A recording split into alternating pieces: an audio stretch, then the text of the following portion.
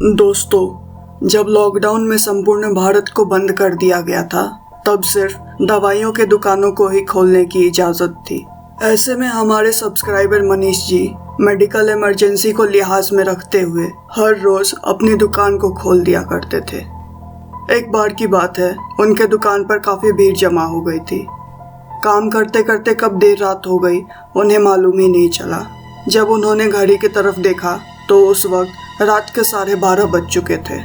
देर रात होने की वजह से उन्होंने दुकान बंद करने की सोची।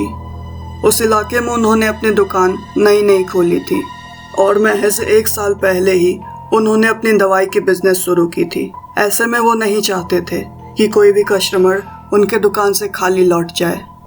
दुकान बंद करने से पहले उन्होंने दुकान पर 5 मिनट इंतज़ार करने का सोचा, ताकि अगर कोई भी दवाइयाँ लेने आए तो वो उन्हें दवाइयाँ दे दे।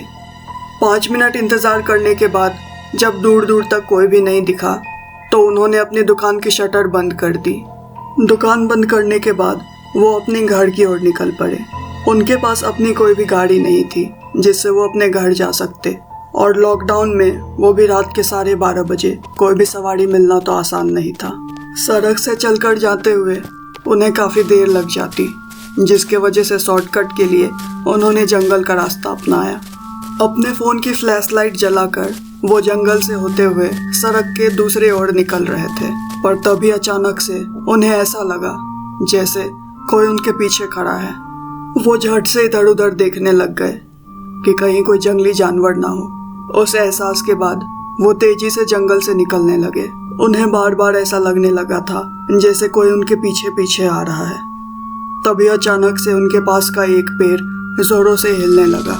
वो वहां से तेजी से आगे बढ़ते गए, लेकिन लगातार जिस भी पेड़ के पास से वो गुजर रहे थे वो पेड़ जोरों से हिलने लगता था। ऐसा लग रहा था जैसे कोई जानवर उस पर कूद रहा हो, मगर वो ये समझ रहे थे कि ये हरकत किसी जानवर की नहीं हो सकती है। वो तेजी से जंगल से जाने लगे। तभी उन्हें ऐसा लगा जैसे कोई उनका नाम पुकार रहा है। उस आवाज़ को सुनने के बाद अब मनीष जी पसीने से तर हो गए थे। उनको ये समझ में आ चुका था कि वो खतरे से घिरे हुए हैं। वो तेजी से दौड़ के भागने लगे।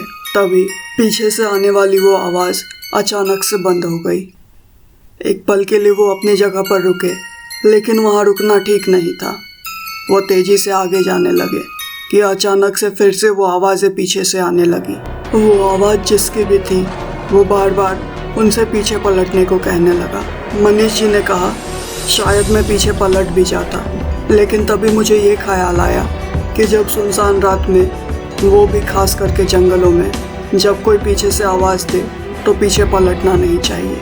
ऐसे में मनीष जी ने एक बार भी पीछे पलट कर नहीं देखा और वो तीव्र गति में आगे बढ़ते गए। वो आवाज़ चाहे जितनी भी भयानक हो जाती, लेकिन मनीष जी पीछे पलटते नहीं थे। जिसके बाद कुछ और भी भयानक हुआ। जब वो तेजी से आगे बढ़ रहे थे, तभी अचानक से कुछ दूर पर कोई उनके आगे आके खड़ा हो गया। उन्होंने उनके आंखों में नहीं देखा। अपनी नज़रों को नीचे झुकाए हुए वो आदमी जहाँ भी रहता था वो उनके पास से गुजर जाते थे। वो आदमी बार बार उनके सामने आके खड़ा हो जाता था। वो कोई पिशाच था, मगर वो पिशाच मनीष जी को छू भी नहीं पा रहा था।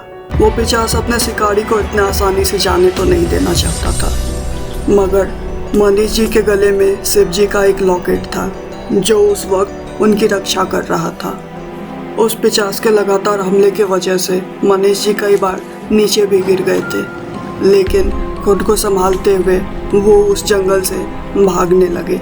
आखिरकार वो उस जंगल से निकलकर रोड पे पहुंच गए। वो पिशाच उस जंगल से बाहर नहीं निकल सकता था, क्योंकि किसी तांत्रिक ने उसे उस जंगल में बांध दिया था, जिसकी खबर मनीष जी को नहीं थी। इसी वजह से उन्होंने इस जंगल का रास्ता अपना लिया था। जब सड़क से मनीष जी भागकर अपने घर की ओर जा रहे थे, तभी उस जंगल से उस पिशाच की आवाज़ गूंज रही थी। वो बार बार कह रहा था कि अगर वो दोबारा उधर आएंगे तो वो उसे छोड़ेगा नहीं। दोस्तों, मुझे उम्मीद है आपको आज की कहानी काफ़ी पसंद आई होगी। जैसा कि हम हर वेडनेसडे, फ्राइडे और संडे को स्टोरी अपलोड करते हैं, तो अब से हमने तय किया है कि वेडनेसडे को सारी स्टोरीज लंबी लंबी आएगी। अगर आपकी कोई भी डिमांड है जिस पर मैं कहानियाँ सुनाऊं तो ज़रूर से कमेंट में बताइए। आप हमारे ईमेल आईडी पर या इंस्टाग्राम पर अपनी कहानियाँ भेज सकते हैं। रखिएगा अपना ख्याल। तब तक के लिए मिलते हैं अगली कहानी में।